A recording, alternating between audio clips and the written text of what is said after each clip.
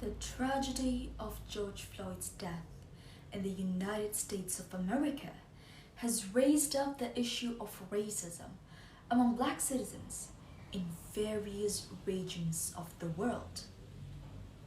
In Indonesia, the issue of racism that has emerged is the Papua Lives Matter movement, which erases the discrimination towards Papuans in Indonesia. On August 2019, the local police arrested 43 Papuan students in Surabaya for allegedly disrespecting the Indonesian flag during the Independence Day commemoration. The police shouted racist insults, calling them monkey, and forced them out. And unfortunately, this racial injustice action was not the first and the last time happened in our country. Ladies and gentlemen, before we're going further, let me tell you what racism actually is. Racism is the belief that groups of humans possess different behavioral traits corresponding to their physical appearance.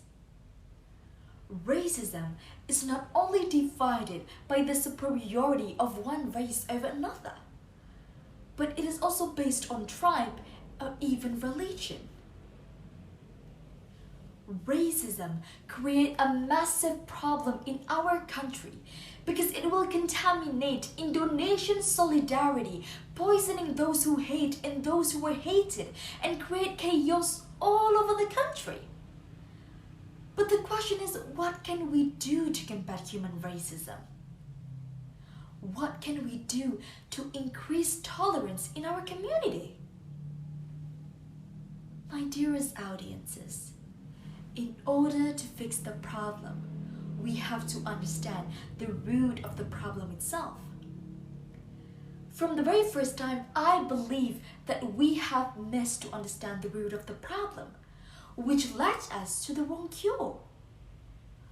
We failed to portray Bhinneka Tunggal Ika as a concept of our country.